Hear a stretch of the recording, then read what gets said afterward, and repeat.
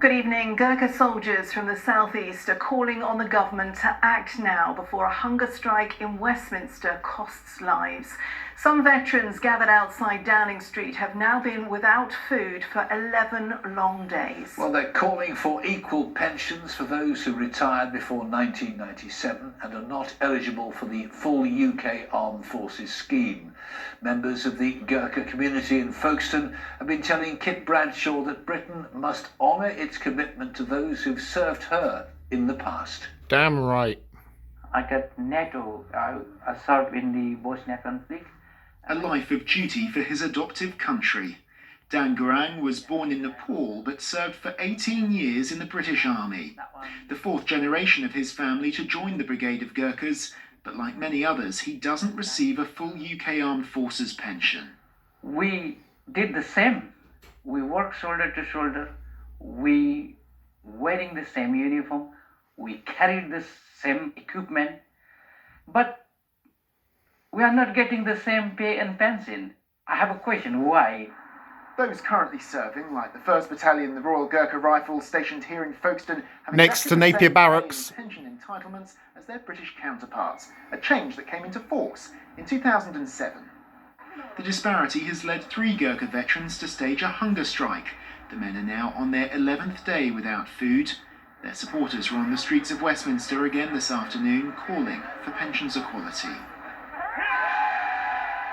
It was more than a decade ago that Joanna Lumley led a campaign to secure automatic residency rights for Gurkha veterans. The actress has also lent her support to this new battle, saying ministers cannot praise veterans to the high heavens when it suits them, but ignore them when it doesn't. A Ministry of Defence spokesperson said that the government is committed to providing Gurkhas a fair pension, and that they greatly value the contribution they make and do not wish to see veterans undertaking such protests unnecessarily.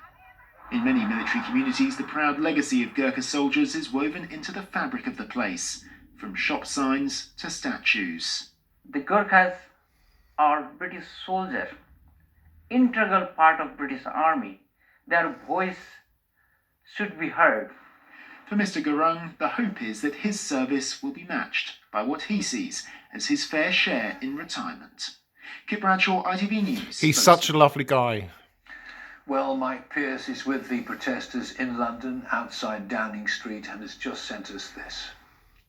Well, this is day 11 of the hunger strike. 2 former Gurkha soldiers taking part and 1 widower. Sham, you speak for the people here.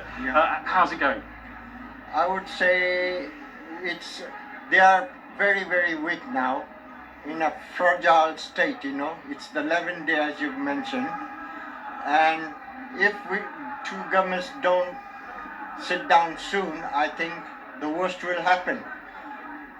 But is this the best way? Some people have said, is it better perhaps to try and negotiate with the government? Let's negotiate.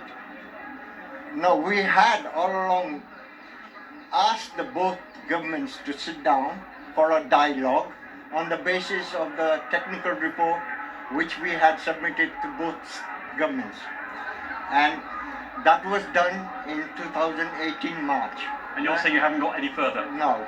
Okay, well the government here said tonight it thought that the pension was fair, it wanted more meetings next month, and it doesn't actually go back retrospectively and change old pensions. How do you respond to that? I don't think we will agree to that.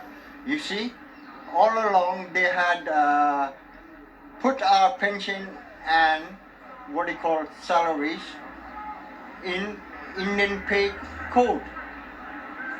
Do we serve the British Army or the Indian Army? That's a big question now.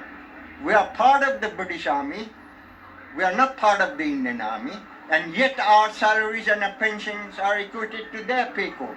We will only move away as soon as we receive an assurance in black and white stating when they're going to do the dialogue.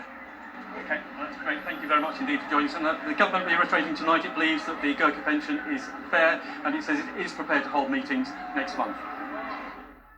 Mike Pearce reporting there from London. Load of rubbish. In other news, an 8-year-old boy is in hospital.